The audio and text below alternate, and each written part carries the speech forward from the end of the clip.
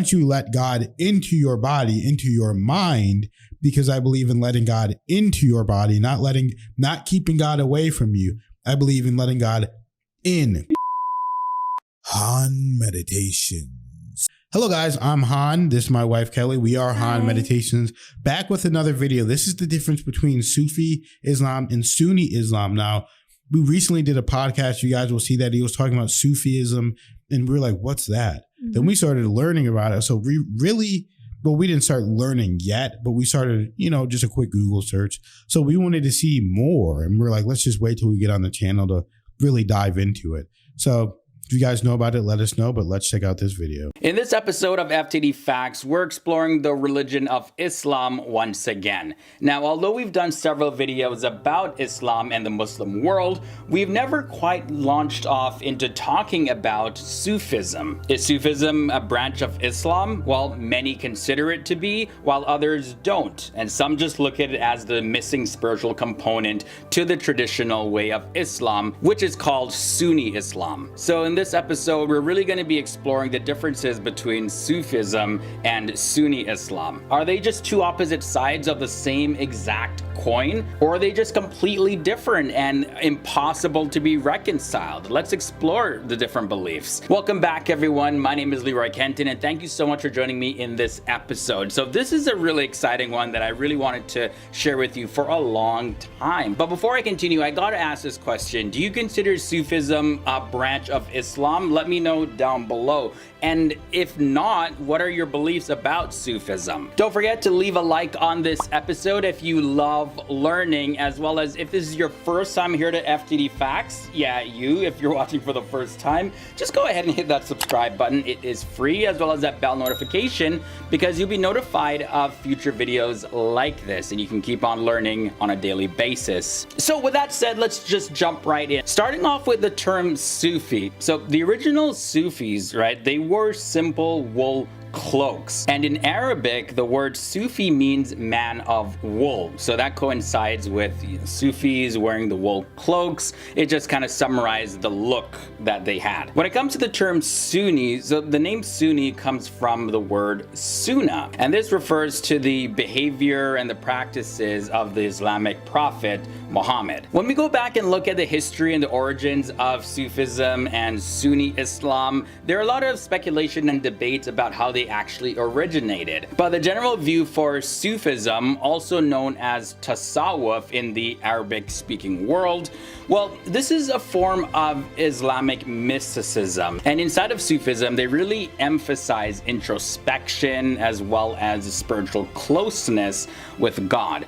Now, while it's sometimes misunderstood to be a sect of Islam, the common belief is that it's actually a much wider style of worship that transcends being just a regular sect or branch of Islam. Imam Faisal, who is an Islamic cleric, says that Sufism is nothing more than the spiritual dimension of Islam. And now some scholars say that the earliest figures of Sufism are Muhammad himself, the Prophet Muhammad, and his companions. So it started off with Muhammad, goes way back to that. Now, Sufi orders are based on the bay'ah, or the Pledge of Allegiance. This refers to the Pledge of Allegiance that was given to the Prophet Muhammad by his companions. And that tradition continued throughout history, where Sufis believe that if they do this Pledge of Allegiance, they're totally in line with the practices that the Prophet Muhammad himself was okay with. When it comes to Sunni Muslims, they regard their denomination or branch really as the mainstream and the traditionalist branch of Islam, so like the true form. Now, there's a lot of debate about whether or not this is in fact true, and some say no, all Islam is the exact same. It's just people develop different practices over time. But in any case, according to Sunni traditions, the Prophet Muhammad did not actually clearly designate a successor after his passing. So the Muslim community, well, they acted according to the Sunnah that elected his father-in-law, who who was Abu Bakr as the first caliph. And out of the 1.9 billion Muslims that live worldwide, about 1.5 billion Muslims follow this school of thought, which is Sunni Islam. So they by far make up the majority of the Muslim world. So for Sufism, the exact number of Sufis is not actually known. However, it is estimated that there are no more than 5% of the total Muslim population. And you can find Sufis predominantly in India, Pakistan, and Turkey, as well as Albania. But regardless, Islam is still a massive religion because Muslims by population, when you look at all the different regions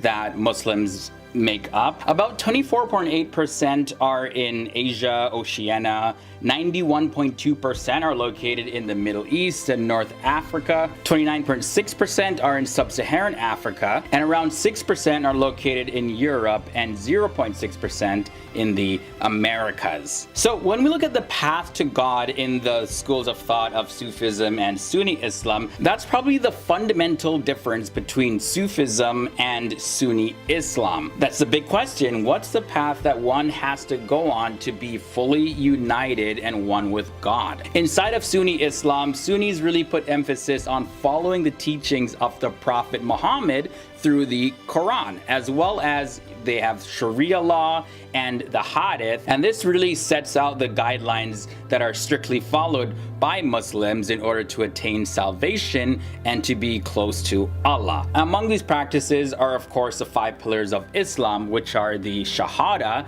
and this is sincerely reciting the Muslim profession of faith. The second pillar is the Salat, and this is really just performing rituals and prayers in the proper way, and this is done 5 times every single day. And then there's the Zakat, which is, giving money to the poor and needy, or if you don't necessarily have any money, you're really helping them out with services, good deeds, charity work, and all of that. The fourth pillar is the Psalm, which is fasting during the month of Ramadan. And the fifth final pillar is the pilgrimage to Mecca that Muslims must do at least once in their lifetime. So carrying out these obligations really provides a framework of Sunni Muslims to live by, and this really unifies their everyday activities and their beliefs into one religious devotional package, if you will. For Sufis, on the other hand, they give less emphasis, if anything at all, to the Hadith and Sharia,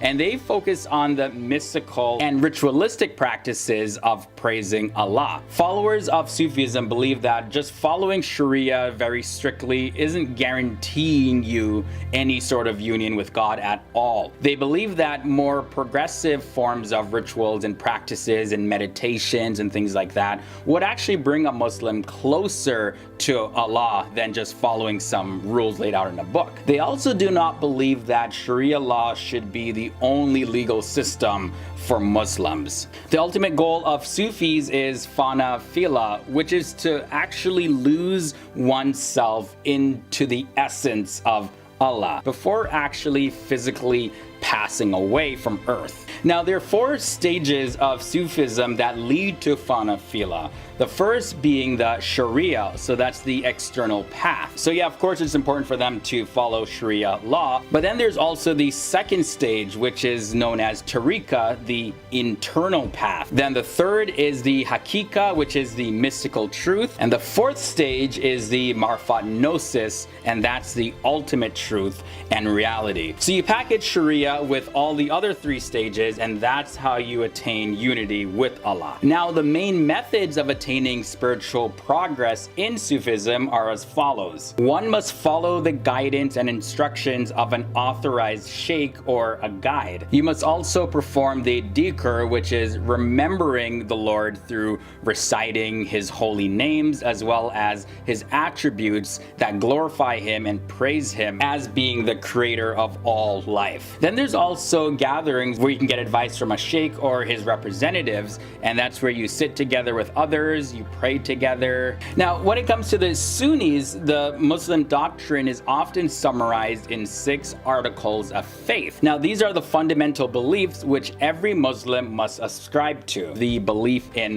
one God. Then there is a belief in the existence of spiritual beings known as angels. Third is a belief in the revelations of God. Also the belief in the Prophet Muhammad, as well as all of the prophets that were sent before him. Then the belief in the judgment and the resurrection. And the sixth and final is the divine decree, which is a belief in destiny, or some call it predestination of God. So those are the differences that I have for you in this episode about Sufism and Sunni Islam. Don't forget to sound off in the comment section about anything that I shared in this episode. Your opinion and your voice really matters. Be sure to follow me on social media. Those links are down below in this video description as well. And thank you so much for learning with me in another episode of FTD Facts. And I can't wait to explore again with you more about the different religions and countries and cultures and people from all around the world. That's what we love to do here in FTD Facts. So until the next episode, my name is Leroy Kenton, and I'll see you real soon. Wow, so that was a very informative video. I was really curious about